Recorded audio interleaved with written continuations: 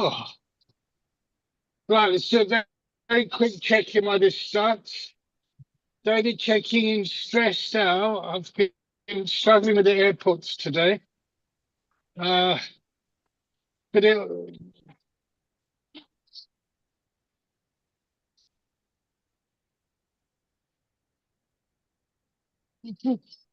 now I can't mute the live bar. All right, well, fuck it. Let's just go. Are you all still there? Yeah. All right, so Jade, you're going to be the host now. Make host. Host tools. No. Oh, Jade's on the call. All right. So let me make Katie the host. Sorry, Katie. Okay. Okay. Uh,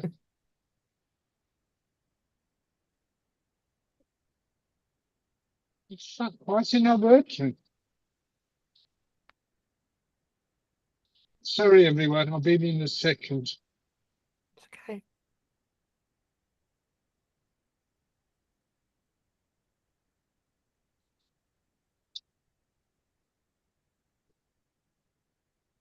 I had it there a second ago, earlier. Sorry, I'm back. I'm in the room. Participants, there we go. All right, you okay to be the host, Jade? Yes, sir. You are now the host. Dankeschön. So we are streaming. Make sure you get consent from everyone to record. If anyone wants to delete it, let me know later, and then I'll delete it. But Kate, seriously, you lot did well today. You did really well. I'll give you a call later if I can, Kate. All right. Yeah. Yeah. Okay. Good. Bye, Thanks, everyone. David. Good luck. See you later. Well done, Jade. Bye. Bye. Morning, everyone. It's not even one. Oh my God, I'm so sorry. Afternoon, everyone. Hey dear, that's hilarious. How are we all checking in? Shall we start checking? Anyone feeling brave and want to go first? Yeah, sure. I'll go Yeah, go on, I'll first. go. I'm checking in good. I'm happy. I'm positive. I'm excited. I'm energized. Had a good session this morning as well. But yeah, overall life is good. And I'll tag in John. Jazz Valley. I'm stuffed. I've just had a salad. So if I fall asleep, that's the reason why. Been a productive morning. I've got some personal clerical stuff. So I had some money taken from my bank and they're asking for evidence, but they've deleted the account, so I'm having to get support from another worker because that stuff I would just wipe it off and write it off, but it's £600, so I can't afford to. And I didn't, when I sold my car, I didn't transfer it, and then I've gotten a fine, which I've paid, but then getting in touch with a collection agency trying to get the money that I've already paid. And normally I would just pay that again because I'm crap with clerical stuff, and it sends me anxiety out the way, but it winds us up, and it just doesn't sit right that I'm going to pay it again. So I've asked for one of the lasses that's good with that kind of stuff. No, it sounds like my life's going down the pan, but it's not. It's just a blip. I can make a bit of something, a lot out of it, but it's all right. So I've had a productive morning. Friday tomorrow, thank God. I'm at Unity Day, so I'm looking forward to that. All's good. So I'll tag Paul. This is one of my colleagues. All right, guys. Hi, Paul. Yeah, I'm good. But just been a walking group there. Took them down for a coffee down at Darlington Town Centre. So yeah, I'm good. I'll keep it short and sweet. I'm a nice 8.5. And now we'll tag Olivia. Hi, sorry I'm late. Had a bit of a snooze and I just woke up and I was like, oh shit, at the time. Yeah, I'm just waking up. Yeah, so I will tag Bailey. Has he gone already? Yeah, I've gone already. Jade? Hiya. Yeah, I'm all right. Had a pretty intense meeting this morning. And I know they're necessary, but it doesn't make them any easier. So I'm still feeling a bit discombobulated off that. And I have another Zoom meeting that I need to be on at 3. So I was thinking, oh, I can quickly get an hour in here and then I can switch between. So sorry, I'm gonna have to cut it short. But yeah, just feeling a lot of things. I think it's processing that I struggle with. So sorry if I'm quiet. I'm just going through the motions. Lauren? I haven't done this in absolutely months. This is why I'm here. But I Sorry. feel really awkward. And on the spot. Yeah. I'm checking in, well, probably the same as Jade, because I was in the meeting as well. Just a bit of mixed emotions. Feel like things were aired that needed to be, but still like feel like that. Don't know, just a bit on edge. Yeah. But yeah. Okay. Check. What do you say? Katie, you next. I think you're last, I guess. Yeah, I think so. Thank you. Okay. Yeah, checking in. Inspired. I'm a bit discombobulated too, actually, Jade. Inspired, bit stressed, also feeling the burden of leadership today. Responsibility.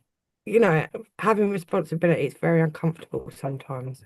And having to deal with real life stuff. But I'm okay. I'm okay. I'm here, I'm alive. And we go again. Thanks, Jade. Thanks, Katie. Feel like in the container there, sorry, host responsibilities, this is gross. We've mentioned like confusion, discombobulated, like feeling a bit stressed and having to deal with real life problems. So we're all in a similar boat, aren't we? Because I know, John, you're dealing with life admin, and that's one of my bugbears. I think life admin shit, and I don't like it.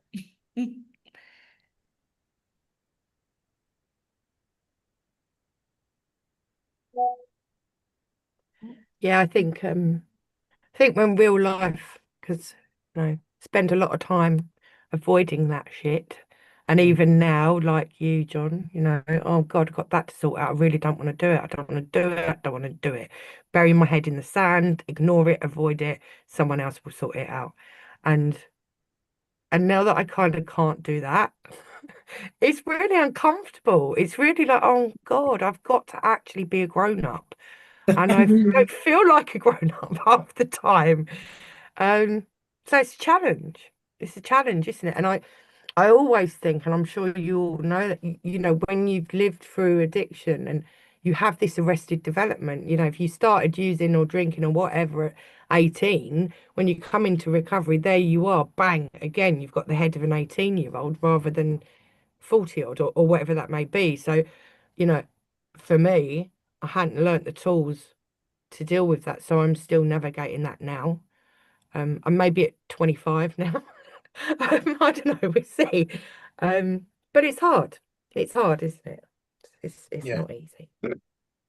I think it came up in this morning's session where it was another guy, Charlie, that did it, and he asked me about where I'm at with some stuff that I'm dealing with, and I think the way I answered it was actually 5 years ago, 7 years ago, if you told me this was my problem, I would have taken it all day. And I suppose it's having that kind of positive outlook on, yes, it's life. Look, life's life. It's never going to be a straight road. There's always going to be those bumpy road. But, 8 years ago, if you'd offered me these challenges, I'm biting your hand off all day long because I'm saying, yes, give me that problem. And I think it's sometimes just looking at it with that kind of perspective that all of a sudden goes, actually, I'm all right. I'm doing like John said, he'll get through it. We all know we're going to get through it because we've all been through so much worse. So it's just kind of being kind to ourselves to go, look, it's cool. It's still life. It still doesn't feel good. It feels a bit edgy, as so Olivia said or someone said earlier. But would you rather have feeling like that or be in that crazy ass chaos that we've kind of come from?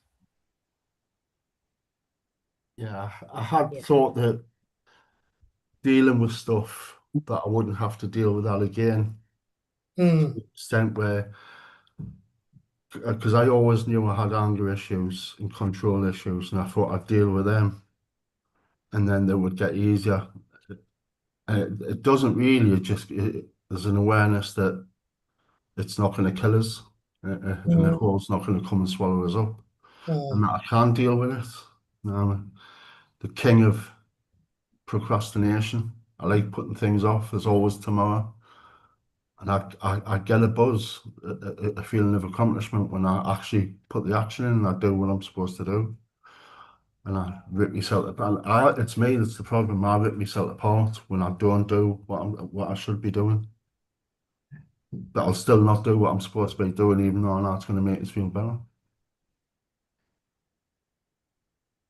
Definitely a complicated person. Oh, I can vouch for that.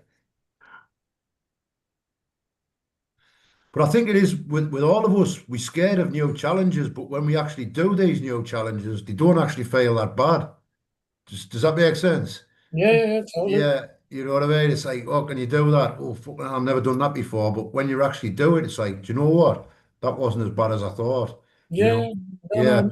I think Yeah, that's often the case with most people. yeah, We want to sit with the familiar and what we're used to, and because there's lots of reasons for it. There's failure, the fear of kind of failure, not being good at it. But the one line that I use or used to use and still use when you're going to try something new is, in order to be an expert, you have to be a beginner. Like there's no shortcut with it. You've got to kind of make those mistakes or make those errors or get not pulled up on it, but get the coaching and be receptive to get that feedback. I got pulled up because I'm quite new in this role.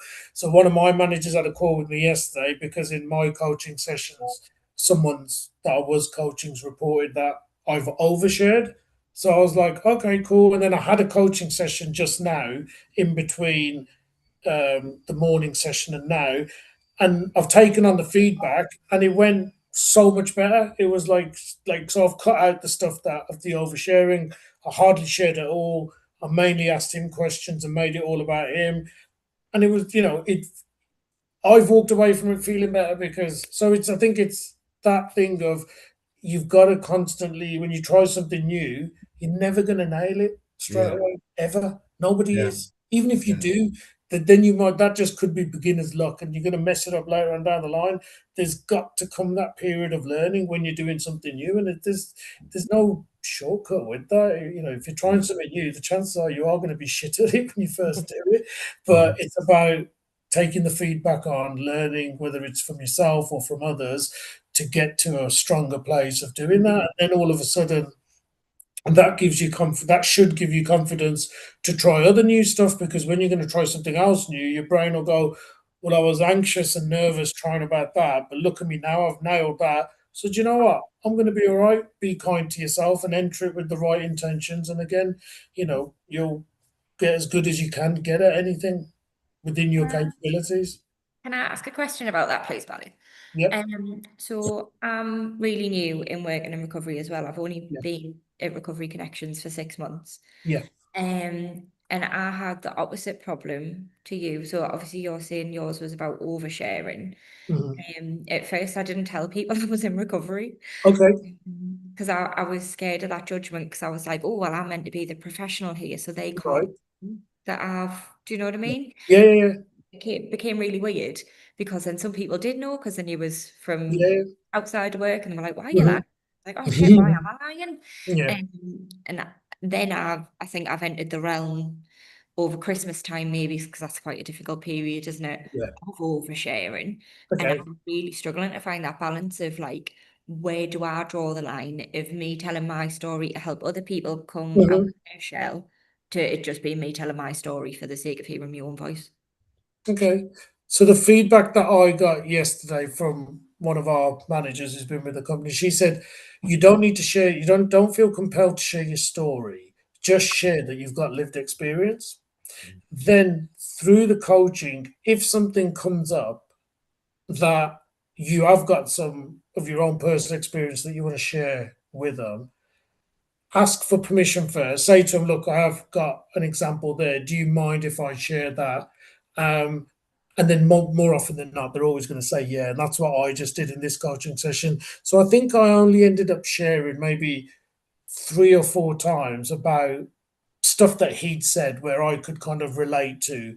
And I think where that's helped as well, Jade, is sometimes when you share your own stories so many times, let's look. So last week I had 4 coaching calls in one day. I've shared my story in each one, which is like about 3 minutes. I normally summarize it in, but then obviously the whole session's been quite heavy as well because different things talked about. So actually, from when I think back to how I felt that day, I was just feeling super drained. Whereas if I'm not sharing my story, how I just went into that coaching call, and I had 3 or 4 calls where he's done the most of the talking and I've done most of the prompting or asking the questions. One, I'm acting as a more effective coach to him and I'm probably going to help him more. But 2, I'm not walking away from it feeling too heavy. And similar to what I just said to John, I think the bit is finding that balance. Because for me, I think you need to share, or I used to share my story because I wanted to gain that rapport and trust. But if I think back to this session that I just did now, That it was my flowed, issue. it Yeah, flowed better. It flowed better. I've told him I've got I told him I've got lived experience from gambling harm. So you could say the same thing of, look, I've got lived experience from whatever it was, and then that's enough. And then from there onwards, they know that you've got the lived experience in that field, so they know they're talking to somebody who gets it. Mhm. And then just see how the conversation goes, and then dip in and out of the bits that you feel are relevant to share rather than just sharing everything, if that makes sense. It wasn't so much in coaching for me because I run smart groups as well. Okay. So I would at first I never said that I was lived experience because I felt really uncomfortable about it, but that was my issues that I needed to get through me to like accept Yeah. me. And then I would be doing a smart session and I would be going through a tool and I'd be like, oh, an example of this is this because this is how I got into recovery and blah blah blah. And then before you know it, it's just an anecdote. And I'm like, Yeah. oh, I need to Yeah. rein it in.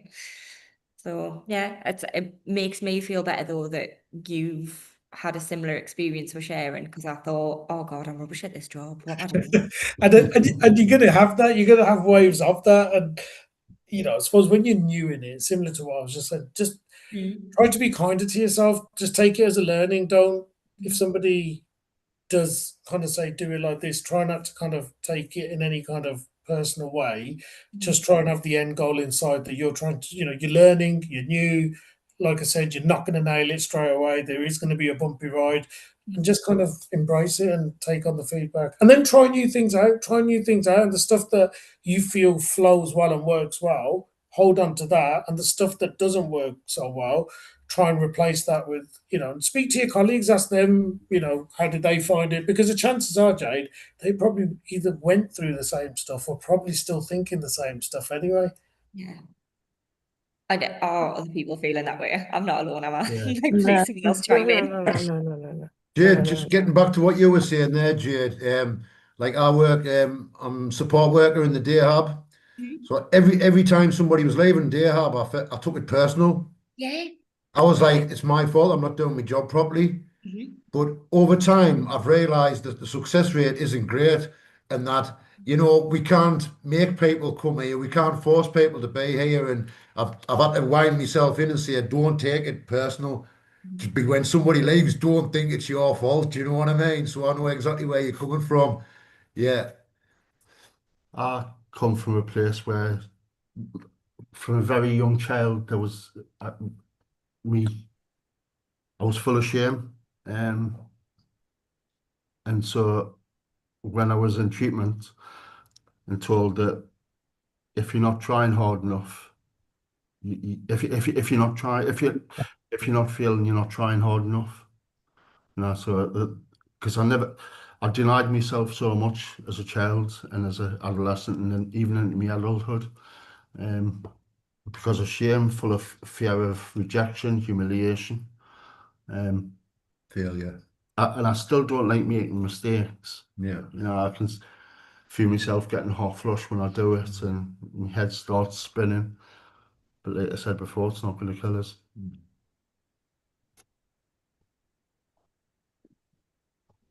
What are you thinking, Olivia? I was thinking, like in personal stuff, I always kind of don't. I'm not very good at arguments in a relationship. Not arguments, just tension.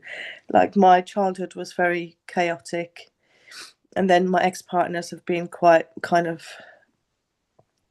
not very pleasant. So I always kind of just say nothing, because every time I say something, I always felt like, oh, here we go, she's off again. So I always run away from. Just don't respond, and I know it's a really bad thing, and I know I need to sort it out. Not in the work environment, the personal stuff, as you were saying, personal stuff as well. Is I really need to kind of sort myself out with that, because I'm going through a breakup at the moment, and he'll text me and I'm just like, oh, fuck off, and I'm not acknowledging it and I'm not responding, and that's not fair on him. He wants a response and I'm just ignoring it, and I shouldn't. I should just kind of say exactly what I'm thinking and then just hope for the best. But yeah, I do find that in my personal life, I've put in boundaries with my children, so that side of everything is okay. But in relationships, yeah, I always kind of just back off. I'm eager to know about your smart meetings, because I do smart, and how do you find them, Jade? I love smart. Yeah. I'm not a 12-stepper. That is not my route. And our place in Gateshead, we offer both. Yeah. People can attend both or one or neither or whatever their, recovery journey looks like. And I think for me, I've done a degree in psychology. So I think it links into just with what I'm interested in anyway, with, cognitive behavioral therapy and tools and how we can change our own mindset and stuff. Yeah. You mentioned boundaries though, because I think that's maybe linked into sharing and oversharing, isn't it? Like whether you have good boundaries or not, and what is acceptable for one person to share, someone else would be like, oh no, that like crosses my boundaries and I wouldn't do that. So it's all interlinked, and we'll learn things like that in smart. So yeah, it's a little full circle, isn't it? yeah.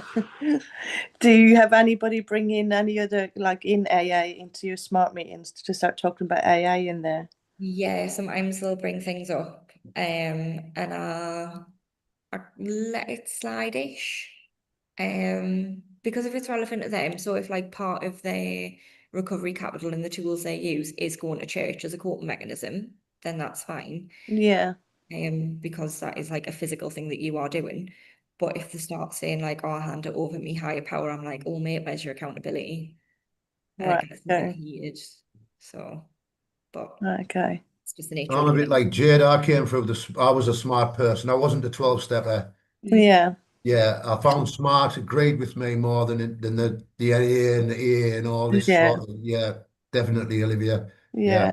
Yeah. No, I follow, like, AA got me well, but I'm quite open to other things that can help people. Different people get different things, but sometimes there's some people bring in the AA stuff that just takes over the whole meeting, and it's very hard to kind of get them out of that mindset and go, this isn't AA, this is smart. The reason why people come here is because they don't like AA. Yeah. That's why they come to smart, and it's Yeah. just like, but it's kind of.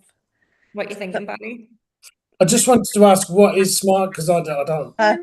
Oh no. I've heard Olivia mentioned it this morning as well, but now you guys are talking about it, I just don't know what it is. Oh, what a nightmare. So it's literally the opposite of A. So obviously in A and NA, we hand everything over to a higher power. Whereas Yeah. in SMART, it's self-management. We're Okay. autonomous. We believe that if we've picked up something and it's become addiction, then it's our choice to put it down again. Okay. So it's all about like your accountability rather than handing it over, you're handing it back to yourself. It's a lot of looking internally and kind of going, oof, I've made these mistakes, better not make them again. Okay. All right. Cool. And people don't like that because it means you're accountable. I got my recovery in 12 steps. Okay. So when I came about, I had absolutely no emotional intelligence whatsoever.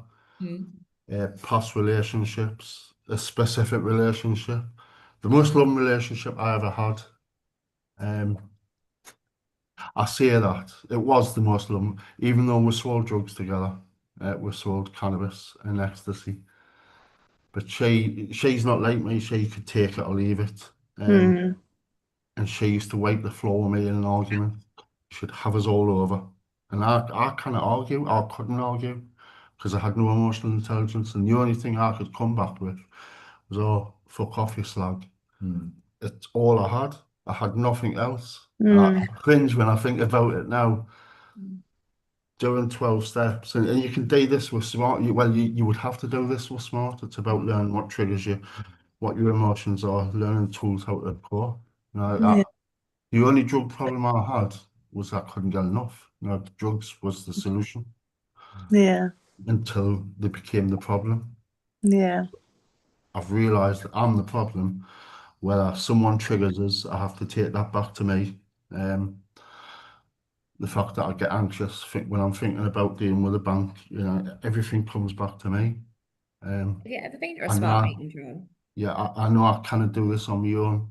And I have taken a step back from any because I haven't got a car. And this sounds like a justification. So it sounds even bad to me. Going to work and then going to a meeting, I just haven't got the time. And for the first time in the years that I've been in recovery, my mental health's all right without a meeting. I'm not done with 12 steps, and I will go back when I'm driving again. Just at the minute, other people are picking up a lot of stuff that I'm not picking up on myself, and that's why I need other people to point things out. I don't always like it, but it's necessary. Like when he comes in with these jars of sauerkraut. I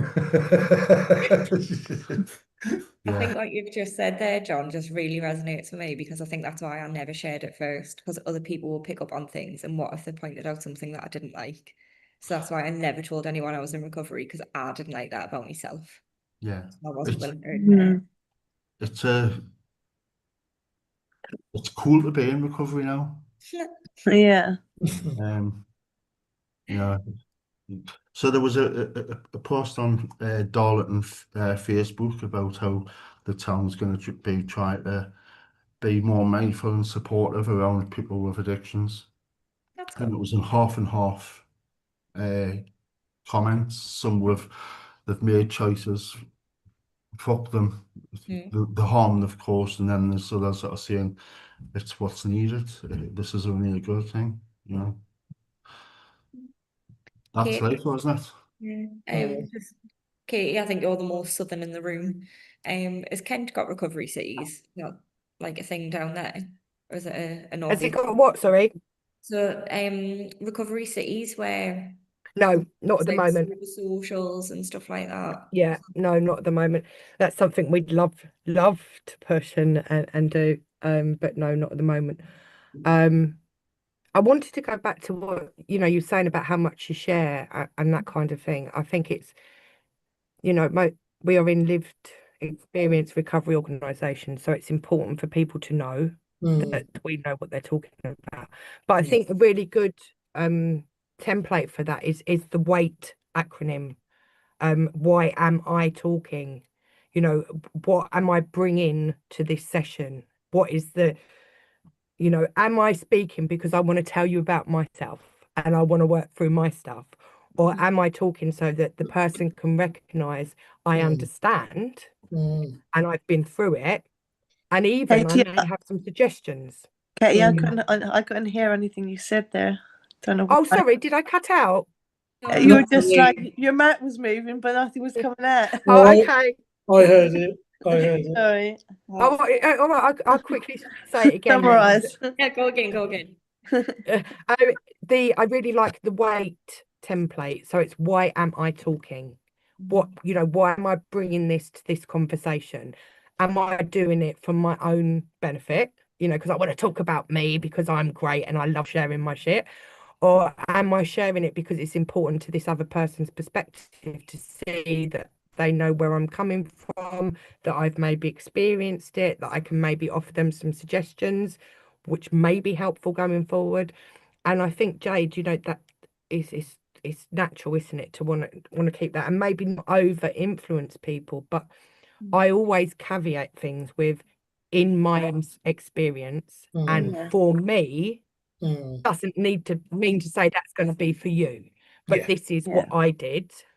And then you can expand on that, can't you? But I always keep that in my head because I'm an oversharer. I can easily be an oversharer. I get on my soapbox and then I just want to talk and talk and talk, and then I have to think, right, wait, is this relevant? Is it useful? What's my motivation? And I think it's it's good. So I've made a note of that, and I think so. The way I do it, and the reason why I do it is, well, there's two things. One, I want to build trust and get rapport. But two, I want them to understand then, because normally when I did used to structure my calls that way, where I'd give them a bit of a summary, I then want them to know, well, actually, this is all the experience Bal's got, and they can then choose to lean into which aspect that they feel. Whereas if I don't go into that, I feel even the session I did in between the coaching, which was new to me, but it was fine. It felt fine. But the reason I do it, I think, is because I want to build rapport. I want them to build that early trust. And then I want them to go away and think, okay, well, Bal told me that he's been through X, Y, and Z. I'm going through X and Y at the moment. So actually, I'm going to lean into those things and then get that support from him so that they can get the most out of me. Because then the question I'll always ask them later is like, where do you want my support? What do you want me to do? But I think without giving them that overview, I think, well, how are they going to ask for the right support if they don't know where I can support them? Does that make sense? It makes perfect sense. And it just occurred to me, it's like our qualification. So if you went to a doctor and you said, so what qualification do you have to do this? And he went, well, I don't know. I haven't really done anything to train to be a doctor. I'm just here. I'm just talking to you. You'd be really like, well, hold on, how's that right? So I think that's our qualification, isn't it? It's our qualification to be in the situation we're in, that we've lived through that, we've been through that, and we've navigated it as well. But I suppose the feedback that I'd had from the manager, which that makes sense as well, her point was, if you just say, I've got lived experience, and in my case, it's in gambling harm, and then you dip in and out of what bits to share. I mean, that worked perfectly well as well. So like I said to Jade earlier, if that means that I won't feel as heavy in days where I have to re-repeat. I mean, I don't mind re-repeating because I'm comfortable with it now, I suppose, so it doesn't really have an effect. But it would still make a difference, I think, at the end of the day, if I had 4 coaching calls where I didn't say all of my story versus when I did. Hi, Daisy. You all right? Hi, Daisy. Hello. Daisy. We're just we're talking about oversharing and like the boundaries and where we think it's okay to share about our lived experience and not. I think when you're sharing, you're sharing because you want that person to know a little bit about you. Yeah, definitely. Do you know what I mean? 100%. If you're going in blind, they don't know nothing about you. You don't know nothing about them. Yeah. So when you're sharing, you're sort of giving your story, but you want them to know a little bit about you so they can see if they relate. Yeah. Anything you're talking about. That's it. And normally You know what what I I do, mean? Paul, is once Yeah. I've done my 3-minute bit, I know what I used to say was, look, however comfortable you are of sharing as little or as much, Yeah. can you now give me your kind of background and version, like you say, so that now they got to know me a bit. Yeah. Especially with our program, we work with them on eight sessions once every other week. So I'm now going to be working with you for the next few months. Yeah. Me, it's kind of common courtesy. It makes sense for me to go, well, here's a bit about me, mate. Yeah. You've told me a bit about you. Now let's crack on. Where do you want the support for? How can I Yeah. help? What can we do? And when I'm now kind of giving advice or questioning you, at least you'll be like, well, Bal gets it because he's told me his bit, as opposed to you going, what does this guy know? You know. Yeah. So, Yeah. but look, there's no, yeah, that's sort of my take on it. Yeah. Yeah. Sometimes I feel that like when you like, some people don't know that I'm in recovery, like the new people, obviously there's loads that do. But as soon as they kind of, it registers in them that I have gone through stuff, they kind of listen more, and they're Yeah. more kind of like they're taking in things more because they know Yeah. that I've gone through it. Yeah. I find that a lot. You can see them; they're changing. Like they go, "Oh, hello, wow, I didn't know that about you. Yeah. Actually, you were one of us." And I said, "Yeah, I used to come here myself as a youth, like for help, and now I'm just Yeah. like That makes a massive difference, because all of a sudden they're receptive to what you're going to say, because it's like you physically see them just like lower their yeah, guard a little bit. yeah, totally." You can go, okay, cool, and then yeah. So Daisy, do you want to check in, and do you have anything to like add to what we're saying? I'm checking in. I don't know how I'm feeling. I'm feeling okay. And I I'm very much an oversharer sometimes, but only personally. I suppose in my role, I don't necessarily, interact with clients one-on-one so much. So I don't really share my kind of story unless I'm doing like a big presentation in front of loads of people. And then it's very kind of, it's rehearsed in a way that I just kind of spiel it off, and then I'll, get off the stage and I'm like, wait, what did I just say? I hope I covered everything. Um, I've only really given like 2 shares before, unless it's a presentation about my story and then raw. Um, so yeah, I don't really do it necessarily. Um, I'm a very shy person. And this kind of came out. I went on a walk this week, because we didn't have anyone to cover it. So I took the Forward Trust Day program on a walk.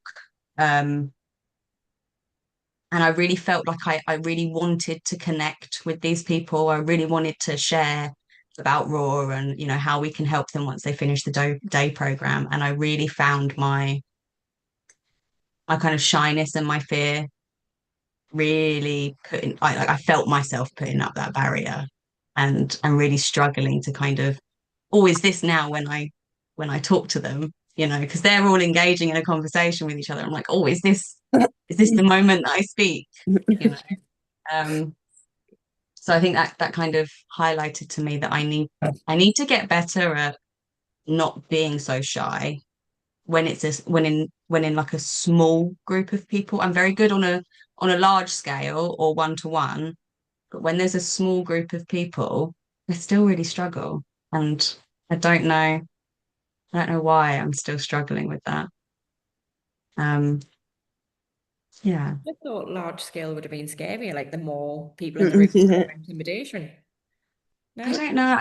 I think it's like a kind of formative aspect of it. When there's so many people, I'm like, all right, turn it on, give the spiel, and then it's over, you know. Um, yeah, I don't know.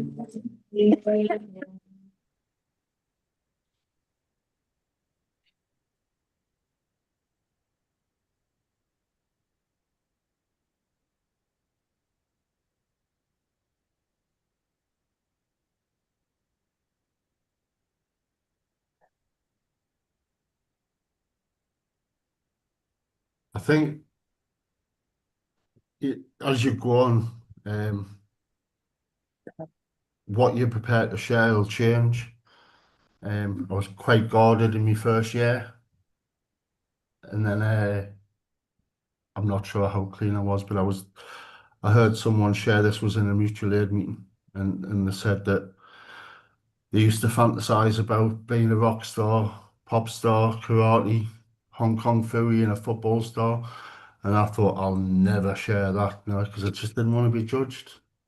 But it resonated with us. I'd always fantasized about being liked, being late for the soul of the party, having confidence, being a rock star, Hong Kong Phooey. Usually I'll put a joke in there, not inappropriate, but I'm not going to leave the day because I'm working against my humour at the minute. For once. Sometimes that's what I also struggle with sharing. It's like, how much detail do you give? Because I'm also very aware of saying something that might trigger someone or bring them to a place that they don't want to talk about. So like, I remember when I did the share for Raw and our directors group, I did a trigger warning at the start, and then I used very kind of, I don't know, avoidant language. Like, I didn't really talk about the kind of details of things. I was like, using those clinical or umbrella terms instead of actually just saying what happened. Because I didn't want, I don't know, I just didn't want to make anyone think of things, Yeah. Don't think you can avoid triggers. No, exactly. I agree. Different people are going to be triggered by different things. Yeah. And because I really am a complicated person. If I overanalyze, I just wouldn't open my mouth. Mm. So I keep it simple and just be careful that what you share can be used against you. Yeah, I think it's a tricky one, and you're right, John, because different people, you're never going to get it right. You're never going to get it perfect. I think, Daisy, for me, I suppose if I'm delivering a sort of message to a big group, the way I would kind of simplify that, as long as I knew that whatever I'm saying, I've got the right intentions to say, and I'm not going out my way to try and offend anyone, upset someone. I think I just have to accept that some words, like John said, might land with some people in a way that they do get offended, but that's not necessarily on you. And I don't think that's something that you should be overcritical or conscious about. I think if it's coming from the right place, then it's fine. You're not going out your way to do upset someone. You're doing it because you want to say whatever the message is, and you just hope that we always hope that you absolutely nail it and you don't offend anyone or trigger anyone. But I think just the acceptance that somebody might have taken your words in the wrong way or in the wrong context is a possibility if you're out there saying words in the ether or in the world as such. Yeah, I think it's not necessarily that I'm scared of offending someone. It's more that, like, I have PTSD, Mm. and I know that, especially a couple of years ago, if someone brought up domestic abuse, rape, Mm. Yeah. self-harm, suicide, these kind of things, that I necessarily wasn't in a position that I would be able to cope with that. And I guess, Mm. I mean, me and Katie were talking about this earlier. It's judging the room, isn't it? It's who you're Mm. talking to and Yeah. how stable you necessarily, think they are. But I suppose it's having that ability to judge and to know when and when not to Yeah, but mention those I think, parts. I think people can also judge, Daisy, when someone is being genuine and sincere and authentic. And I think Oh, if you have the same words that you're going to say, but it's coming from a place and you can tell it's a place of authenticity and compassion and genuineness versus somebody else reading the same thing, but they're being a bit of a dick about it, that's going to land different to the way you're saying it. So I think people can sense that as well and they can pick up on that as well. Yeah, I agree. And I think sometimes as well we get so overconsumed with not upsetting other people. Actually, we miss the real conversations Yeah. because having a conversation with someone about suicide is not going to go and make them commit suicide. Take their own life. I prefer that. So, it's just not going to, and and I'm aware that, sometimes things will be tricky for people to hear, but actually, like you said, if you do it with the right intentions in the right way, that's where the power comes from, isn't it? That's where healing comes from, I think. Yeah. That's my personal opinion. No, I think I'm sure you're right. people will disagree with me, but I go in. No, I think you're Yeah, right. 'Cause I think I go sometimes in. I avoid I've not so much now, but when I first started, I definitely avoided asking people questions because I was maybe scared of what they were going to say in case it was what I was thinking, because then I've got to deal with it. And I'm like, oh God, I don't want to deal with that. I'm not ready. So yeah, scared of the response, but also scared in case I'm wrong and they think, oh no, like why would you ask that of me? So as long as it's genuine, and I was asking out of a place of concern, I don't think that's bad, Yeah. even if I'm wrong. Yeah. Because, I did ask someone recently actually about self-harm, and she laughed and she was just like, oh my God, Jade, like, you seen this last week? I burnt myself in the kitchen when we were doing cooking group. I was like, oh, yeah, I did. But a bandage on your wrist in that place, I didn't put two and two together with hitting ourselves on the grill. And because and it was just this, yeah, and it was asked in a concerned way, but I was so scared because But I think it's good to not be scared, but to have that self-awareness that I don't want to, last thing I want to do is kind of offend anyone or trigger anyone. But I think we all work in recovery. We're all in different areas of recovery. I think, the focus should be that if whatever words we're going to land with, if that's going to change one person's mindset and they're going to take a positive action in their life, a positive step, then maybe focus on that rather than, oh, how could this go wrong? Because surely all of us are sat here working in this space, attending this training because we want to make the world a better place within our sort of our thing. And I think, trying to kind of remain focused on the good that we're doing. I think it came up last week, didn't it, Daisy? And it's that kind of acceptance that we work with a tough cohort, work in a tough space.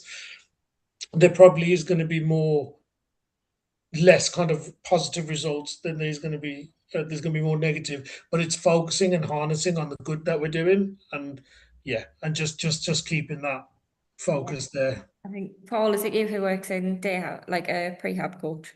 Yeah, yeah, I think what you said before, like the success rate isn't great, and yeah. sometimes it just breaks your heart, doesn't it? Because you've got to. It does because you become invested with them. You get to know these people quite well over a long period of time, and then when they just leave or just walk out or they have a relapse, you actually take it. Oh, what have I done wrong? Where have I gone wrong? What could I have done better?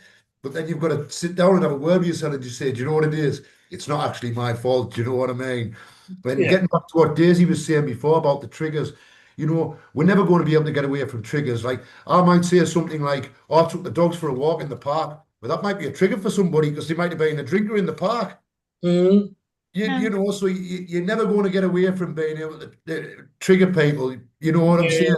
Just something simple like that could trigger somebody. Exactly. It's But Paul, can I ask you a question? You talk about sort of the people you're invested with and the disappointment. Can you tell me some examples of the good work that you've done where you've had some success stories? Yeah. We've had how many graduations have we had now, John? I would say we're getting towards double figures for graduations now. Hold on. Maybe it's about 7 or 8 graduations in the last, So we do it, but we maybe's had about 50 through the door though, Bolly, you know what I mean? But that's still those 7 and 8. Look at the positive stuff. Not only them that you've changed, but Yeah, their families as well. So all of what I'm trying to say is look at all that good that's come from the work you've done. I know, but you know yourself. Sometimes we miss the good parts, don't I we? know, but that's We where we we need to we only see the bad things. celebrate. We need to celebrate the good that we do and Yeah, focus on that. yeah, Because we work in a tough space, we're all human as well, and we're doing the good stuff for the right reasons. But you need that as your fuel to yeah, continuously keep serving the people that you're trying to serve as well. yeah, absolutely. I come across something called imagined guilt a while back. I'd left treatment and I'd had to go back. An inflatable boat was left at someone's house. So I got the boat, and because of me past, me dishonesty and me criminal activity, when they were telling us that the shed had been broken into 3 days prior, that just another organisation had taken over the housing that I was in when I was in treatment. And they'd had some bikes and some garden equipment stolen. Straight away, I felt guilt and shame. You know, I've done that kind of stuff in the past, but it had nothing to do with me. It's the same as when if a woman's been talking about abuse in the past, I felt guilty for being a man. You know, if my conscience is clear, I have to cling on to that to offset Yeah, that guilt. 100%, 100%.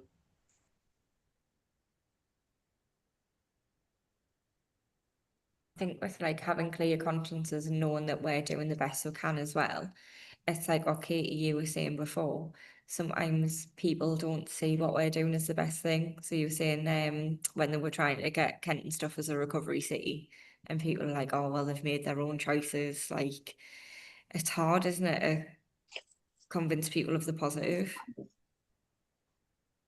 don't know how to combat that sometimes. I get a bit on me high horse. Getting like Dealing with defensive. stigma, isn't it? Yeah, that's what it is. It's discrimination. Well, I feel like it is, but it's hard to tell the world that. You do that by living your own life. No.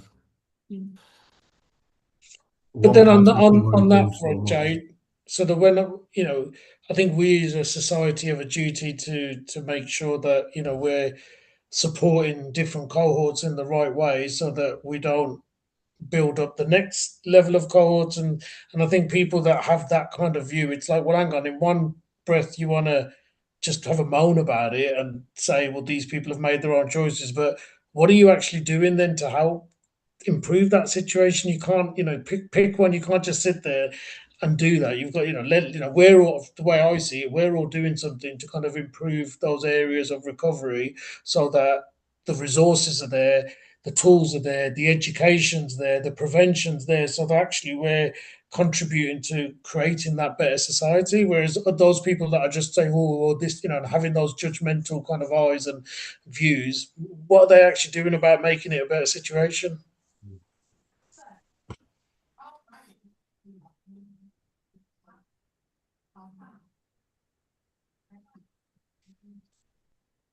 I'm not being rude. I've just realised the time and I've got to jump onto another Zoom meeting.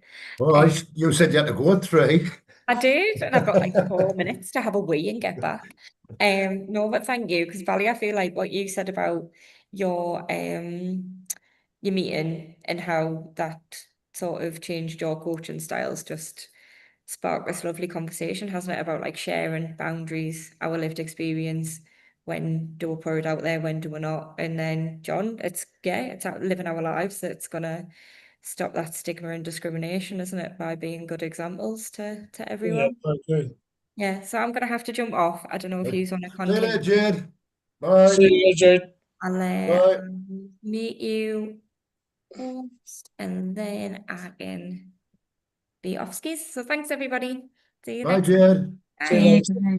Jade. Post with the most. A couple like John. Do we have a break? Yeah. Oh, we do. Will we have a break, Bally? Sure. Yeah, I've got to drop off at about 25 past just for 10 minutes to grab my lad from the station. But yeah, if we take a break, and who's now the host? Do we know? Because Jade was the You. You host. are. Oh, I'm We made you host. Yes, fine. Let's take a break. Should we reconvene at 5 past? Is that all right Yeah. with everyone? Lovely. Right. See you in a minute. In a Cheers. bit.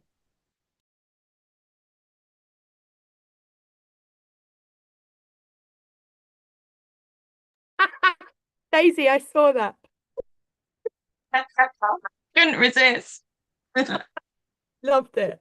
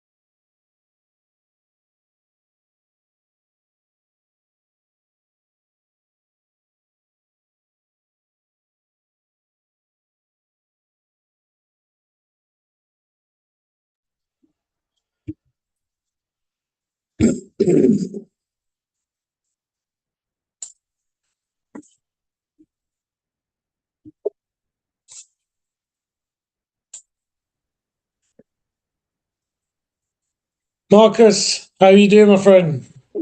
Hello. There's no David. Apparently, I'm the host. There was somebody else hosting, but she had to drop off, and then she's left me as the host. How are you, buddy?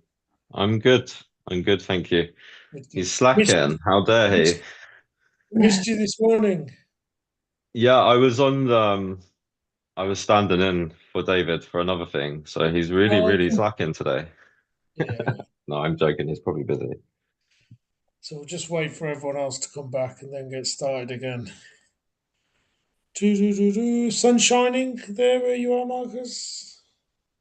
It's trying to. It's really cold. We Yeah, had it is. hail. We had hail yesterday. Yeah, yesterday was Well, crazy. It's So mad. I hmm. think we're just waiting for Katie and Daisy to come back. Katie's back. Daisy should hopefully join us in a second. So we'll start the check-ins again. I'll start off. I'm checking in good, happy, motivated, energized. Although we've just had a bit of bad news, literally just a text that we've got to move out of our property by April the 26th. But it's fine, we'll deal with it. It was kind of half expected, but no, otherwise good. Happy to be here and happy to kind of see everyone. And I'll tag Olivia. Yeah, I'm good, thanks. I'm suffering with a cold, as you know, Bailey, so I'm feeling sorry for myself. Um, apart from that, I'm good, and I'll tag Marcus. Yeah, I'm feeling good. I've been filled with lots of useful knowledge this morning. So my brain's on fire on how I can just apply that now. Yeah, feeling good, joyful. And I'll tag John, sorry. Brain stumbled there. Yeah, just getting a cup of coffee, so be my last one of the day. Last hour before I finish. Yeah, so Katie. Thank you. I'm very grateful to have this space. I got numerous texts in the break that just stressed me out even more. And this is my own fault, right? It was my birthday yesterday, and I thought, do you know what? I'm going to take it easy. I'm going to take it easy for the rest of the day and not reply to things. So I'm being punished for that today. Oh, Um, happy birthday for yesterday, thank Katie. you. And I mentioned it at the beginning, this burden of leadership. David always brings that up, and really feeling that today because, trying to herd cats basically with volunteers and make sure they're looked after, and then make sure the people they're looking after are being looked after, and then hoping nothing goes seriously fucking wrong. It's a lot. It's a lot. And in amongst that, I'm trying to look after myself. And yeah, I think I'm just really feeling that today. So I'm grateful for this space. In theory, I shouldn't have come because I've got too much to do, but I recognise I need to have this. That's awesome. So That's really good. And I think that in itself is a really good sign of leadership that you've gone, right, I've got all this to do, but actually I need to make sure that I've got a cup to serve from before I try and do others, because then you'd be no good to no one. mm, mm, Right. and I would, So go on. oh, I was going to say, is there anything no, anybody I was going to wants tag someone, but there's no one left to tag. is Sorry. everyone is Paul still around, John, or is Paul coming back? He was here 2 minutes ago. I don't know where he went. I Maybe to think the everyone's toilet. done then. Everyone's tagged in. So yeah, so really it's quite so David's not here, Marcus. So Jade, who was on the call, he'd made her the host. Jade had to go because she had a 3 o'clock. I've got to go at about 25 past 3, only for about 10 minutes because I've got to collect my son from the station. So it's a bit of an open. So this in the first hour, what were we talking about? We were talking about boundaries, oversharing. What it's appropriate to share, Yeah, oversharing or not sharing enough. So that's what we just spoke about. But is anything anybody got a particular topic or any subject that they want to bring to the room and talk about?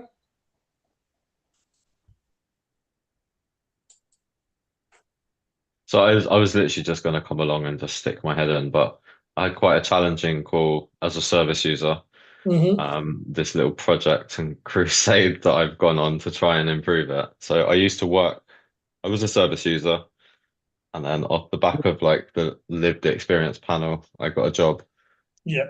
Was nothing like how we were planning out working with essential services when I was part of the panel. And then so I've gone back to being a service user and I've joined the lived experience panel. And then they came to talk to us about complaints today.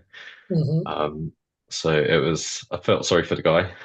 He came in and it was like an open complaints forum, but it was interesting to see. One concept that they're going to be implementing is they've gone through the complaints process. So once you've received the complaint, you go through the process. There's actually like a survey for after the process to get even more feedback, which I've never seen before. And so I can really see the benefit of how something like that could really just bring complaints down and the time spent on complaints. And yeah, sometimes I think with complaints, it's probably a thankless task for any organization or person responsible to do because you're literally just dealing with negativity and the odd compliment along the way.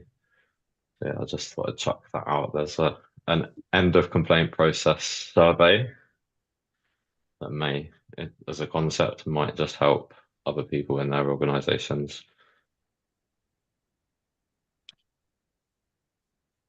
What do everyone else think about sort of what Marcus just talked about in terms of an efficient complaints service within a sort of the space that we work in?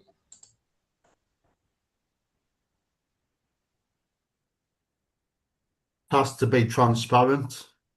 Okay. I think when things are done in the open, without things being hidden, can't really go wrong, can it? Well, it can. I suppose it's hard with complaints because you've got that.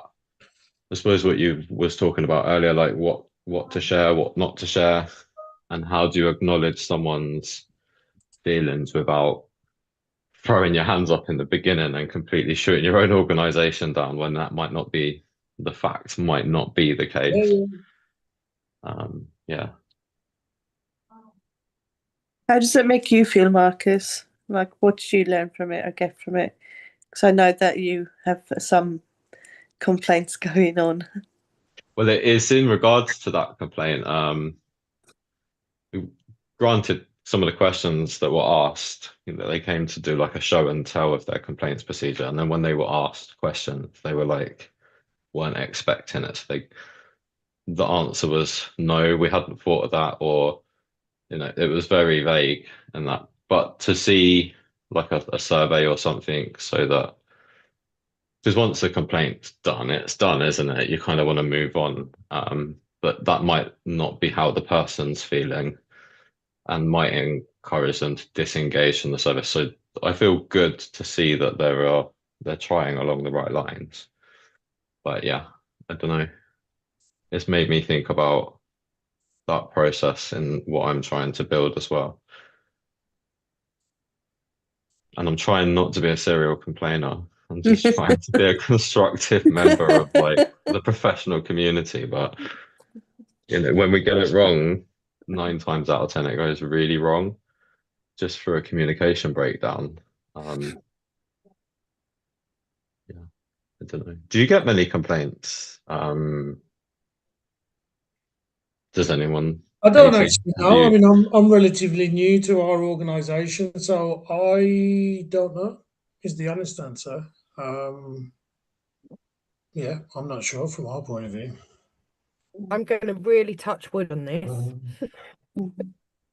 We've had no official complaints, but we have had feedback, queries that thankfully so far, because we do just address them head on, have not had to be escalated in any other way. And we have quite robust feedback forms so that we can continually work on stuff. I don't know what we will do and what will happen if we have quite a serious complaint. Because as I say, we've managed to mitigate it up until now. And I think that's the beauty of what we have, because we are a small organisation and the main people involved are very on the ground and very reactive. So hopefully we can catch these things before they become something massive, but I'm sure it will come. That's pretty amazing. Like 2 years, and that just shows you're doing something good, right? I I take don't want courage to from jinx. that. I And don't I want take to hope from I that. don't want to jinx it. I know. I'm touching all the wood I have around me. We have now people moving on, different roles, different jobs, and so Recovery Connections quite often puts jobs out internally and externally, and sometimes when you know some people are putting in for the role, and I think there'll be a perfect, but any complaints being put in, it has to be a fair process. So even though someone may be a fair fit, everyone has to be given a fair bite of the apple. So it has to be a fair process with the interview process, because you can put a complaint in if you think you've been discriminated against. Yeah, and I think it's important for us, if we're in this space for the right reasons, we need to not see it as complaints, but more as feedback.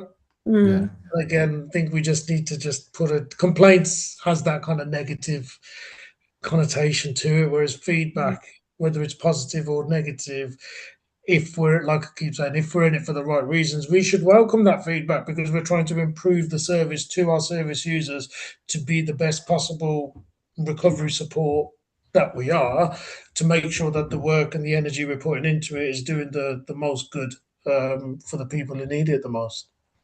yeah, I can struggle with criticism, Mm, but mm. constructive criticism is a totally different thing, and Yeah, yeah, yeah. I need it. I need pointed out where I've went wrong and where I could have done better. Yeah, and I think it's the same point I said earlier to Daisy.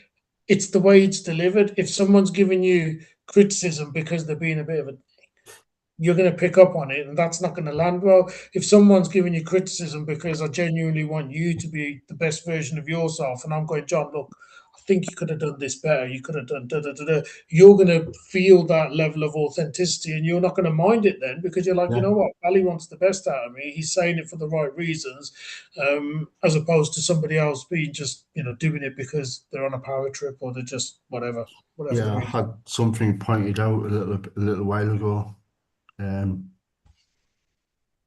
straight away I could see exactly what he meant, Yeah. but because of the way I was told, I just didn't want to listen. Mm, mm, Started chuckling away to myself and calling them this, that, and the other. Not out loud, but just internally. mm. So if I'm told in the wrong way, I'll just disregard it. Whereas if I see the authenticity and the way it's done in a careful and loving way, I'll usually take it on board. Well, I used to get really down in the dumps with criticism, but I've learned myself that the only way we get better at things is by making mistakes. And the only way we know we've made a mistake is by feedback. If nobody tells you you've made a mistake, then you're going to carry on doing exactly what you've been doing. Do you know what I mean? Until somebody says, "Oh, well, I would rather you did it this way," on, fair enough, okay. But if you don't know that, you'll just carry on doing it the way you've always done it. Yeah. Yeah.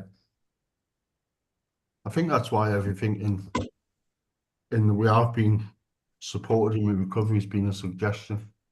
I'm easily manipulated. If you make it sound like it's my idea, I'm all over it. Right. Tell us to do something. Yeah. Yeah. Yeah.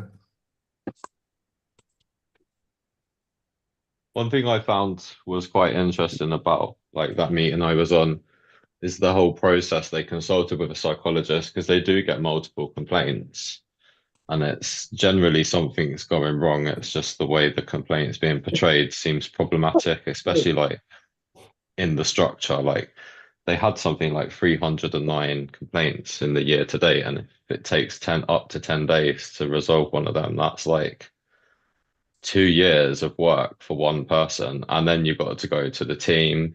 There's got to be time taken out of someone's day. So like the hours quickly mount up. But the fact that they were informed by a psychologist, I thought that was a very different approach. But yeah, I think it goes back to voiceability, participation, use of participant and co-production, like getting it before it's even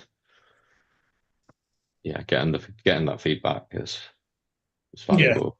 No, definitely, and it's hard, and we were talking about it earlier, because we work in a tough space. You know, obviously we've chosen to work here because we're passionate about doing it, but then trying to get the offering correct and everything that goes with it, it's a lot. And you know, we're new to it as well, or you're new to it, and you're learning as well. So we're not saying we're the finished article, and trying to get all the components correct.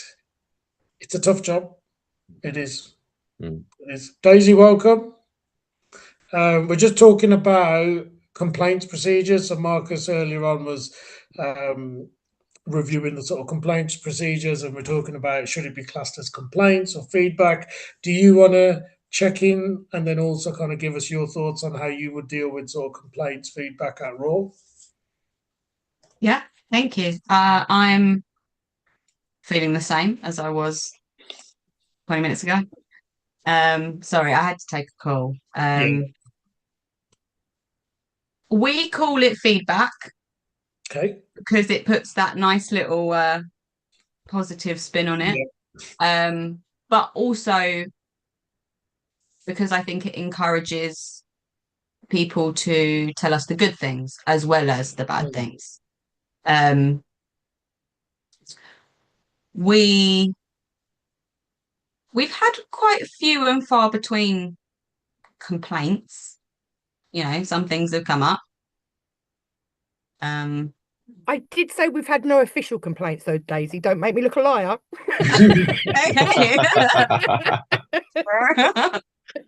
Yeah, no, we've had no proper complaints. We've had little niggles every now and again. But really, like our feedback, we send out surveys to people to fill them out once they've been a client for a while, or once they've done an activity with us or a course of activities. And that allows them to share the good things and the bad things. So when I say complaints, it's more just, it's feedback. It tells us where we could have improved, what they were maybe hoping for and didn't receive, or where they would, what more we could possibly offer to help us kind of develop our service. Yeah. It sounds really proactive in the sense like you're catching it way before, Yeah, we try to Which be. how it So should like be. we got our feedback forms. We got some feedback last week that wasn't really negative, but it wasn't positive necessarily. So in our directors meeting, we all sat down and we spoke about the feedback and how we could address it. This feedback was done anonymously, so we couldn't, address it directly with that person. But it made us kind of look at how we can change our service to reflect actions from that feedback. We don't want to be one of those organizations that go, oh, well, they just didn't like us. It's their fault that they couldn't fit into our box. We want to be reactive to everyone's feedback, good or bad, and take it seriously, even if it's, we don't know where this came from. It could have been someone that we, had pissed off, or someone that didn't even use our service, because these surveys are free to access. Anyone can come on and complain if they wanted to. But it doesn't matter. We still have to take it seriously. It wasn't me. Are you sure?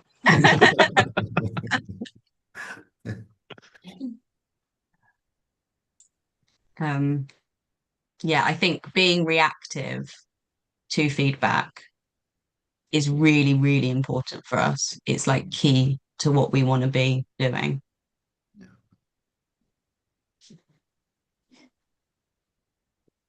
Taking the group rolling. You.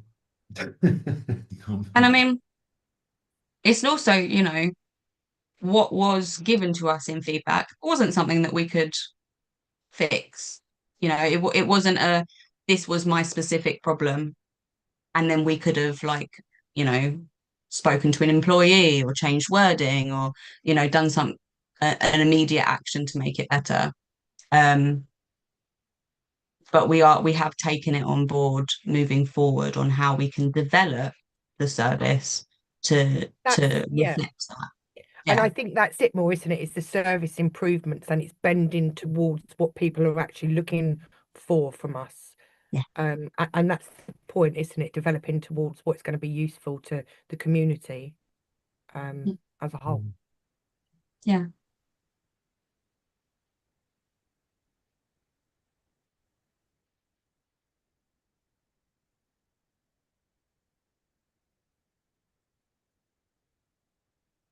I think You're that's on mute, Olivia.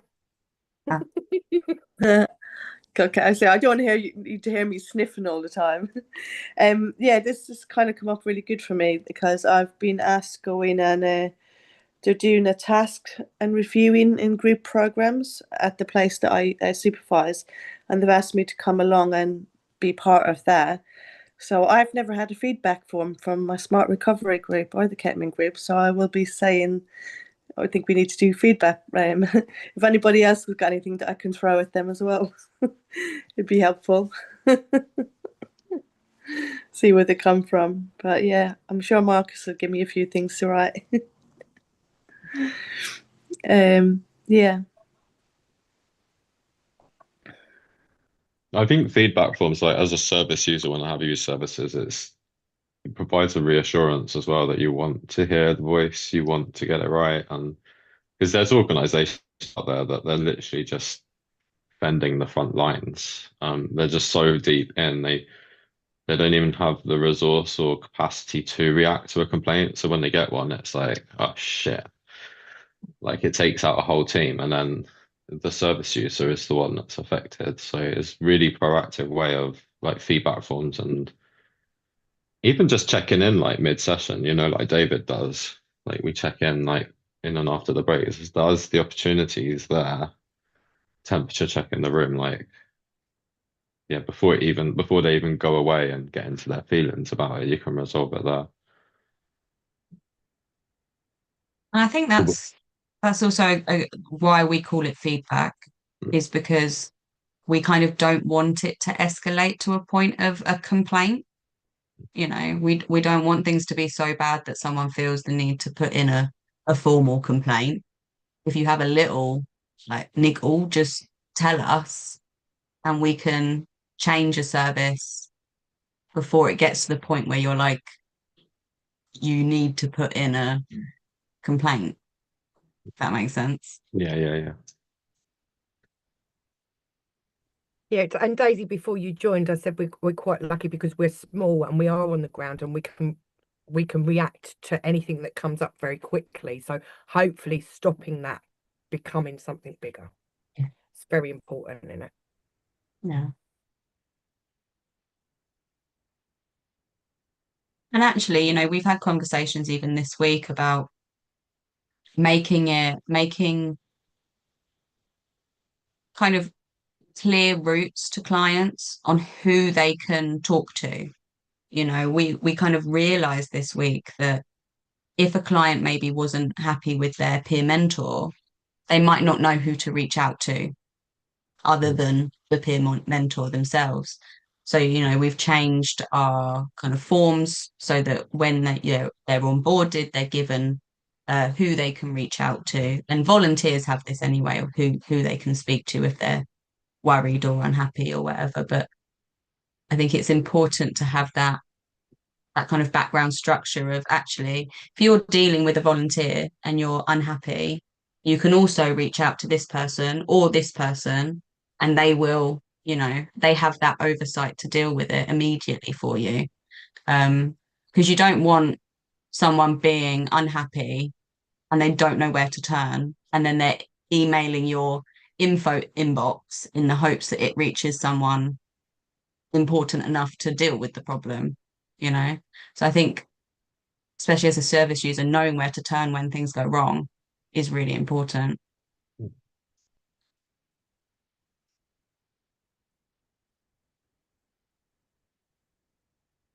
We've got so many examples I can share of bad complaints processes right now. Like, I lived in supported living for a little while, in the beginning of my recovery, and it was shocking. It was literally just like, get them in, charge the rent, and don't bother with them. And our manager went off on maternity leave, and it just fell to shit for 6 months from there. We had no staff. They were sending in agency staff, and we ended up having security at one point because it just got so bad, and watched someone fall down the stairs and die. But this whole time, for like a good 9 months, I was reaching out going, I don't feel safe and you're getting this wrong. And it started off like quiet, and it got louder. I ended up getting on social media and posting photos, and then I wrote to the neighbors, and then I went to social services and environmental health and ministers, and it got so big that they got put on notice and they couldn't come back from it. Like they didn't have the buy-in locally from the staff, and it shut down. But I think that's a good outcome. That's a process where, a service has been identified that they can't cope with what they're intended to do. And 10 people in that house got reassessed and then put into the correct environment, hopefully. I mean, I've seen two of them. They've moved out since and got their own accommodation. So wherever they went on to, it got better. But yeah, that's just from my point of view. Like, it starts off small and then it just gains momentum. The more that you're not felt, listened to, and reassured, you explode.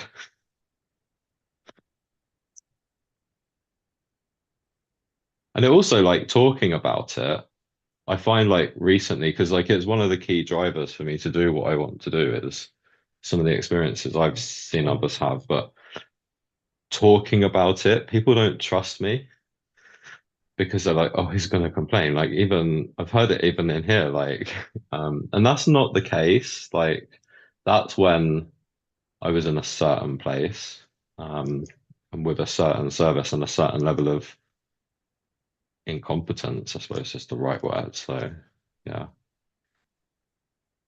I don't think having someone that is happy to complain is a bad thing.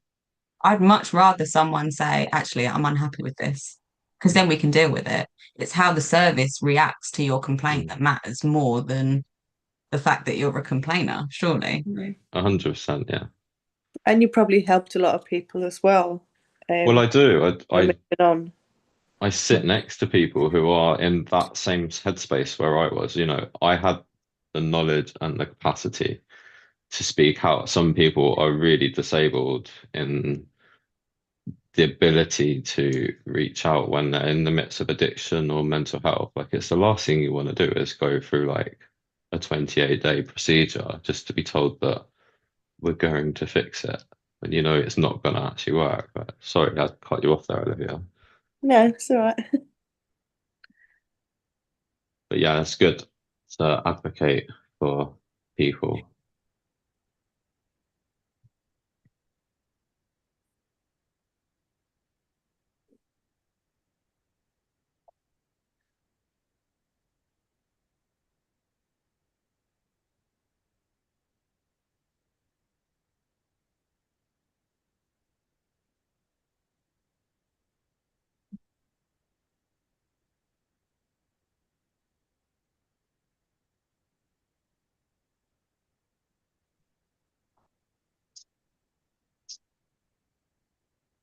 I was talking to our commissioner a few weeks back about a certain service that I'd worked for. There was a lot of shame about what went on in that service, and the fact that I didn't complain. I knew I should have complained. And I knew it wouldn't have went anywhere internally, and I should have went external. I should have went to the CQC or the council. And when I spoke to the commissioner about it, he reminded us that I come from a place where you don't give him any information whatsoever to anyone that had any authority over you. You know, I grew up with dislike of authority, and then when I left care, started committing crimes. So anyone, police, probation, drug and alcohol service, you just don't give them any information. So, it wasn't the fact that I reported stuff in the past. But yeah, it's Mark Harrison, which is our commissioner. He reminded us of where I came from, and that as long as I learned from it and give myself a break, because I'm my own worst enemy. You know, I'll rip myself to bits for stuff, for anything really.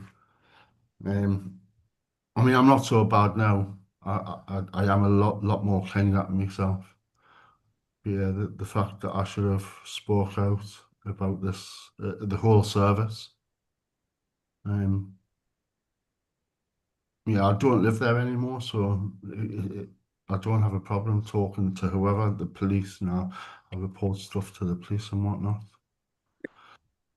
But it was, I suppose, because while I was there, it was my livelihood as well. And I would have been one person. I think it comes down to low self-esteem as well. You know, that I would have been, that I wouldn't have been listened to, that I wouldn't been believed. Yeah, so I learned a lot from that I have made part of doing it, and then after that, it's none of my responsibility. What I get from that, and what I hope we're doing right, is creating an environment where people feel safe to do that, safe to come to us and say, do you know what, actually that's not working. And actually to have that language. You know, if it's a fuck up, tell me it's a fuck up. I want you to come and say that's what needs to be done. And we are very open to that. I hope we have created that environment with the people that we work with. And thank God it's not how it used to be. You know, that people are trying to create them environments where everyone has an equal voice, equal input, and don't have the fear of coming forward. Yeah, well, in the Deer Hub, every now and again, we'll like do a bit of a questionnaire, and we say to the Deer Hubbers, is there anything that I can do better? Is there anything you want me to do better, or anything I could put across better? And so you get feedback by doing that. But whether they're all honest with you, I don't know. Do you know what I mean? But that's what we do. We give them the chance to let us know if there's anything better we can do, or we can do the groups better, or just, you know what I mean, just in general stuff like that, you know. For the first time in my life, in my work and career, during supervision, I'm asked what I think my manager can do. I've never had that before. You know, Yeah. it blew us away. Yeah. I did give her some feedback. Literally have more belief in ourselves, and rather than asking her to do something, just tell her, you know, she's the manager. Yeah. You don't get a choice on what you do at work. You're given a task and you've got to do it.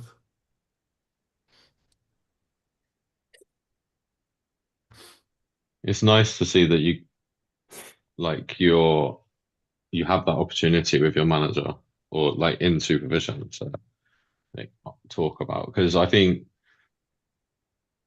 it's something I learned when I worked for the co-op, and it blew my mind, this challenge up, challenge down. They implemented this thing where you should just be able to go whichever direction and speak to whoever you feel comfortable. about your experience, and that's always stuck with me. From the customer service side of things, you're getting it right. It's always like it's the sole part of your job in customer service. You want everyone to come back, or leave happy at least. But yeah, I like the concept of challenge up, challenge down, and just no one's Yeah. in authority, if you know what I mean. Yeah, we had our AGM a couple of months back. We call it the award show, so there's a few awards that are given to people. And even the CEO, Dot Smith, even she said, there's people I have to answer to, I have to answer to the board. And I like that because the service that I was talking about before, the worst of the worst in social health and social care happened there. And being around sickness, I started becoming quite sick and my humour was right out of control. I was very impulsive about what I would say. There wouldn't even be a thought process, and I would just say it. I thought I was funny. Um, yeah, I've changed since I've left there a lot, and then any of my behaviours can come back. Uh, I've got to be challenged. I've got to be told, I don't like that. You can do this better. Or,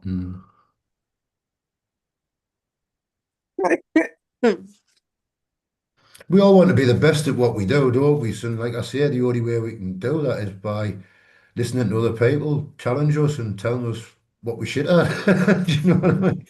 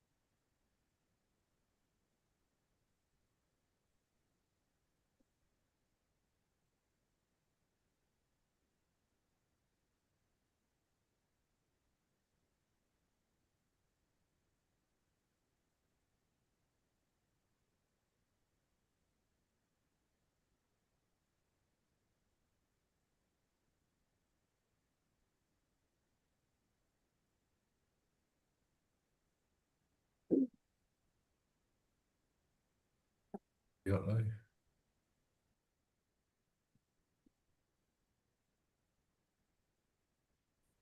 I did a funding writing training course today. Oh yeah. How did it Blew my go? mind. It was good. Yeah. It's knowledge I can definitely pull on, but we had like 20 minutes to write a draft pitch. Yeah. Fuck me. That's what I've got to say. I feel sorry for whoever has to sit and write for an actual job, and that's kind of what you do, isn't it? Hmm. Yeah. Yeah. Yeah. It's not fun. I have got someone that we work with that is heavily relied on, I'm gonna say. So I will write a draft and then he writes a draft and then I'll write a draft. The document goes back and forth between us until we're happy and then we send it off. I think it's always good to have fresh eyes on something as well because I can know what I mean and it doesn't necessarily say what I mean on the Yeah. paper because you get so wrapped up in it, especially as like some of these funding applications are like 10,000 words. And it's like, Wow. when you getting up there and writing 10,000 words, by the end of it, you're just like, come on, you know what I mean? And you just kind of give up. I know it's the same the other way. Like I was looking at the model they were looking at was like national lottery funding, and they want just 300 words. It's That's like, worse. how can you fit it all in? Yeah. So in Yeah. the end, like the questions they gave us, so they gave us like their own sort of take on it, and like with a few aids, there was like some bullet points.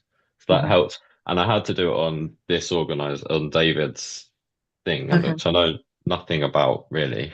Like my heart isn't in it, and I haven't. So I just went to his website and used AI, and it came out with something. Yeah. So I'll sit and tweak it, and then I'll just give it to him and see how lucky you are with it. Yeah. Based on I mean, that, but it was a good exercise just to sit and just get your brain going on that subject. it's hard. Lots of people do use AI for their applications, and sometimes it's really useful. I use AI for it, For a especially as draft. for a starting point. It's really helpful. I just don't send off exactly what they say. No, definitely. No, You can tell when it's AI and when it's wrote, though, can't you? Exactly, I think you exactly can. that. Yeah, Yeah.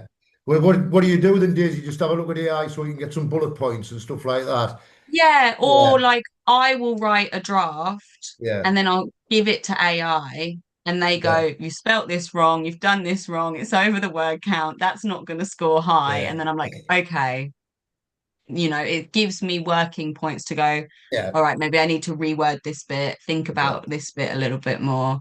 yeah, I use it more of like a kind of drafting tool than a writing tool. yeah. But yeah, because I really find it hard to stick to small word counts. So we just did a national lottery application, and like you said, it's like 300 words. I wrote 1,200 words, and then I put it through AI to help me kind of go, what in this is not needed? And they were like, well, this bit's repeating that bit, this bit's repeating that bit. And then I spent hours cutting back because to me, obviously, all of it's important. All of what I wrote really needs to be said. And that's also why James is really helpful because I'll send it to James and he'll go, that bit's not important. Let's reword that so it's 40 words instead of 200. Do you use the magics? So they taught us the magic / technique. So if you got this and that, like putting a slash in, you get 2 words back for that. Yeah, okay. Yeah. It blew my mind. I was like, well, I never. Yeah. And any kind of filler words will go. I will use if it's done on characters, which sometimes they are because they're dickheads.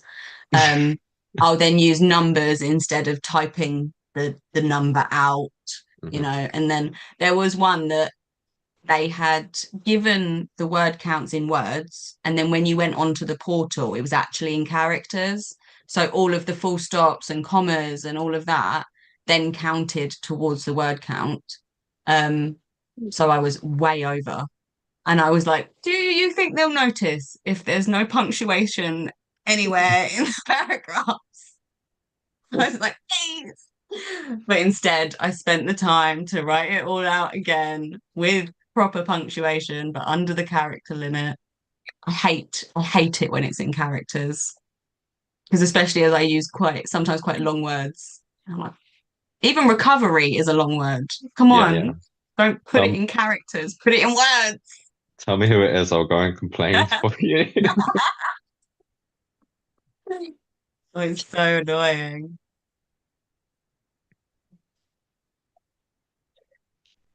Yeah. I'm glad you enjoyed it. Yeah, it was good. It got my brain. Who did you going, do it definitely. with? Lime Green. It was in partnership with the OHIC, IMROC, and then Lime Green. There was a couple of people that knew David on that, so I guess it's the same circle. I'll send you the video if you like the slides and the Please. video and the transcript, and then I'm always keep it for the next for funding writer that comes along. Yeah,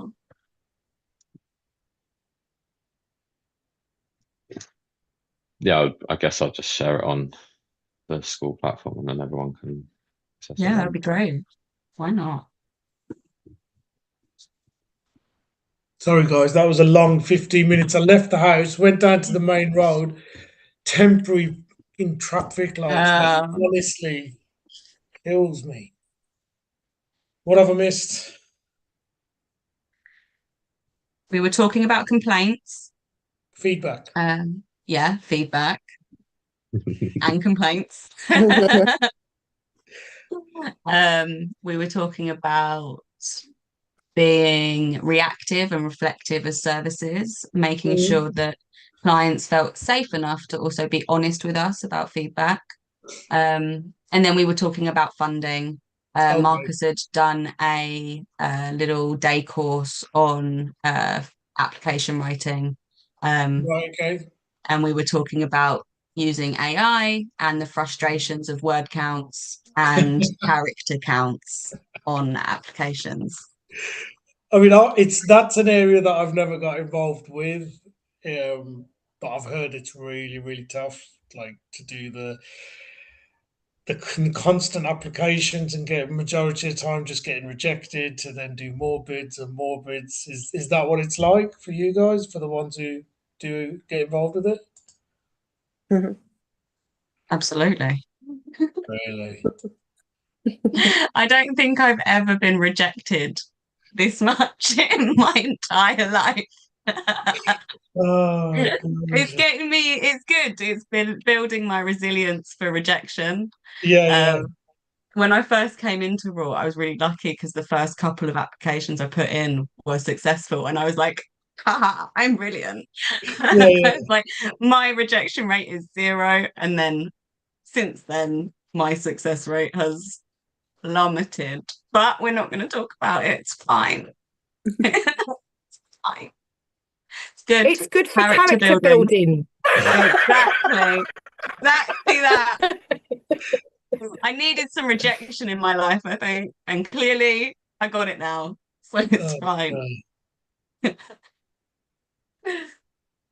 Yeah, it's tough out there. Tough out there. Yeah, and I suppose the space is probably getting more crowded, and there's less. Is that right? And it's less funding available. I read something the other day. There was a fund that had opened and closed within a week, and they had £800,000 to give away, and the total amount requested by their applicants was 6.5 million. So, every fund at the moment is oversubscribed. Everyone's grabbing every pot of money. And also, AI is part of that, because there are now AI companies that will write and submit bids on your behalf without you having to pick up a pen or look at it. So as soon as these funds are opening, all of these applications are going in. There's also another fund that opened 2 weeks ago, and they only allow a certain number of applicants to apply. So once their kind of total applicants are filled, they'll close the fund. It opened at 8 o'clock in the morning and closed at 9. Wow. Yeah. Funding everything's so saturated at the moment. I think what used to annoy me when I used to work with the other prison charity was sometimes when I'd find out from the CEO who the funding got allocated to, and quite frankly, they were shit, and I'd be like, you're not even good. Like, that's what used to really piss me off. It's like, we're doing this really good work, and if we had more funding, we could do more of it. Yet you've given it to them, and they're shit. Yeah. But there you go. Right.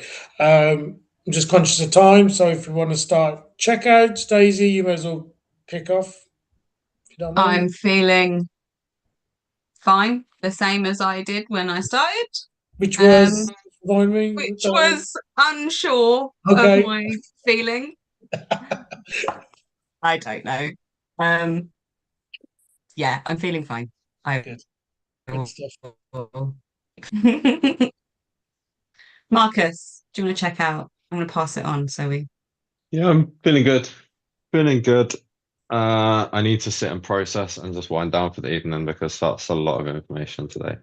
And I'm looking forward to just having a chilled weekend and back to it. I say back to it like I've got this massive life stress. I'm literally just trying to build a routine at the moment, but yeah, back to it all on Monday. So it's good to see all your faces this afternoon, and I'll pass it to Olivia. Yeah, I'm feeling okay. Still got a cold. And just to remind Marcus that I probably will be ringing him tomorrow or Saturday or Sunday, so he won't have a free weekend. Yeah, so I'm feeling okay at the moment. Yeah, I tag Katie.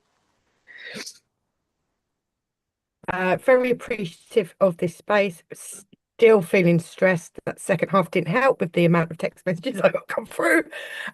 So yeah, still definitely stressed. But grateful for this space to know I'm not the only one who has to do this stuff. And I will tag John. Yeah, I'm glad it's 4 o'clock. Home time. Busy night ahead. Got to go and see someone, some shopping. So, Paul. Yeah, I've got to shoot because I'm taking Smart tonight at 5 o'clock. So I've got an hour to kill between 4 and 5, and then I've got Smart to do between 5 and 6, and then time I get home and see to me dogs and have me tea, it'll be 8 o'clock. Bedtime. So yeah, I'm good. I'm 8.5. Bolly? Good stuff. Cheers, guys. Yeah, I'm still feeling excited, happy, energized, all of that good stuff. Really been great to kind of see so many in the space this afternoon as well. And yeah, just I've got an exciting night. My son's playing a football match at Leicester City Academies facilities, which is we've never played there before, and it's meant to be really impressive. So we'll be shooting off in about an hour or so, and hopefully he can give a good account of himself. So that should be good. But thank you very much. Hopefully I'll see you guys next week. Who, if I don't see any of you like next week, have a great Easter, and then hopefully see you guys in a couple of weeks' time. Cool. Okay. Cheers, man.